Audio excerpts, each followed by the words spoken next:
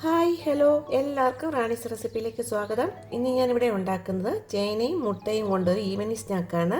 അതിനുവേണ്ടി 200 ഗ്രാം ചേന ഇങ്ങനെ ചെറുതായിട്ട് സ്ലൈസ് ചെയ്ത് എടുത്തിട്ടുണ്ട്.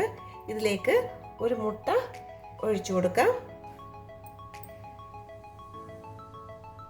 ഇതിലേക്ക് 2 table spoon Kashmiri chilli powder ഇട്ട് കൊടുക്കാം. 1/4 ടീസ്പൂൺ മഞ്ഞൾപ്പൊടി ഇട്ട് കൊടുക്കാം. 1/4 ടീസ്പൂൺ ഗരം മസാലപ്പൊടി ഇട്ട് കൊടുക്കാം. ആവശ്യത്തിന് ഉപ്പിട്ട് കൊടുക്കാം.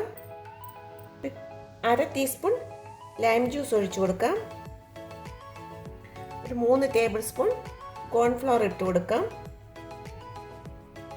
നമുക്കിത് നന്നായി ഒന്ന് മിക്സ് ചെയ്തെടുക്കാം. മുട്ടയും മുളക് പൊടിയും മഞ്ഞൾപ്പൊടിയും കോൺഫ്ലവറും നാരങ്ങ നീരും എല്ലാം കൂടി നന്നായി ഒന്ന് മിക്സ് ചെയ്യണം. ഇതിപ്പോൾ നന്നായി മിക്സ് ആയിട്ടുണ്ട്. അരമണിക്കൂർ റെസ്റ്റ് ചെയ്യാൻ വേണ്ടി വയ്ക്കാം. ഇതിപ്പോൾ അരമണിക്കൂർ കഴിഞ്ഞിട്ടുണ്ട്. നമുക്കിതൊന്ന് ഫ്രൈ ചെയ്തെടുക്കാം. നമുക്കൊരു പാൻ വെച്ച് ചൂടാവുമ്പോൾ അതിലേക്ക് ഓയിൽ ഒഴിച്ചു കൊടുക്കാം. ഇപ്പോൾ ഓയിൽ ചൂടായിട്ടുണ്ട്. അതിലേക്ക് ആദ്യം കുറച്ച് വെളുത്തുള്ളി ചതച്ചതിട്ട് ഫ്രൈ ചെയ്യാം. ഇതിലേക്ക് കുറച്ച് കറിവേപ്പില കൂടി ഇട്ട് കൊടുക്കാം.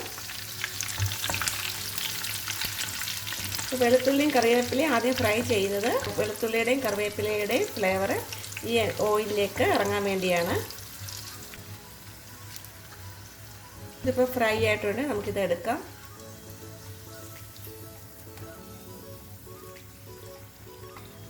നമുക്കിനി ഇത് ഓരോന്നും ഇട്ട് ഫ്രൈ ചെയ്തെടുക്കാം.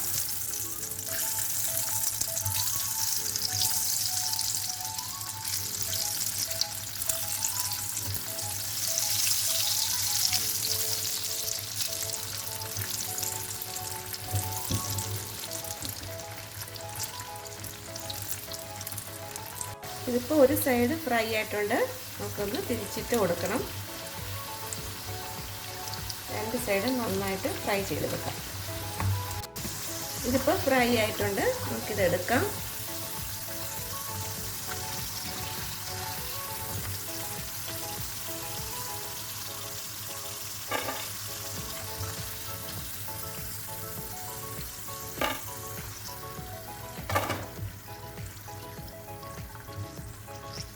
ബാക്കിയുള്ളത് ഫ്രൈ ചെയ്തെടുക്കാം.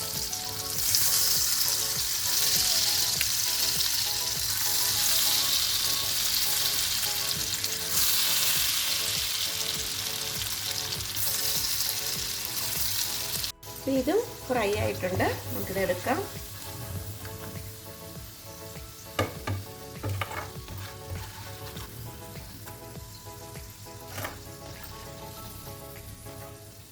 ടേസ്റ്റി ആയിട്ടുള്ള ഈവനിങ് സ്നാക്സ് ഇവിടെ റെഡി ആയിട്ടുണ്ട്.